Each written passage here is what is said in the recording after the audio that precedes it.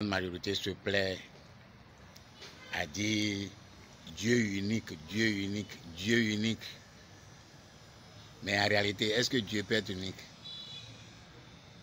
Dieu n'est pas unique et Dieu ne peut pas être unique. Dieu ne peut pas être unique parce que les 5 phases de la vie qui composent la création ont leur représentant que chaque personne désigne par le mot Dieu. C'est ainsi que, au niveau de la terre, nous avons le Dieu de la terre. Nous avons le Dieu de l'eau. Nous avons le Dieu de l'air. Nous avons le Dieu de feu. Et nous avons la conscience. Est-ce que vous voyez? Dieu ne peut pas être unique. Non. Si je dis Dieu n'est pas unique, c'est tellement facile de comprendre que ce n'est pas le Dieu que les chrétiens appellent, c'est pas ce que les chrétiens appellent Dieu que les musulmans appellent Dieu. Non, c'est différent. Donc, en fait, Dieu n'est pas et ne peut pas être unique. Je pense bien que même dans la Bible, c'est écrit dans Somme 82, je pense bien si je ne me trompe pas, dans Somme 82, qu'il a dit que Dieu, il y en a en quantité. Il y en a en quantité, pourquoi? Parce que c'est les humains qui ont créé, de par leur culture, de par la conception qu'ils ont, de par la façon ils comprennent les choses. Donc chaque humain, selon sa région, selon sa religion, selon sa confession, selon sa philosophie, a créé Dieu. Dieu, c'est quoi? C'est l'entité en qui l'individu humain investit de lui son propre pouvoir. C'est-à-dire l'entité en qui l'individu, en tant que créature le plus élevé de la création, investit son pouvoir de cette entité-là.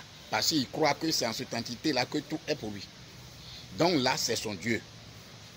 Donc si on dit Dieu, ça vient de la création, comme je le dis tantôt.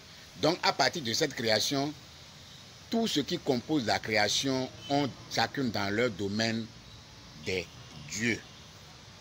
Est-ce que vous voyez? Et c'est très simple de voir et de comprendre.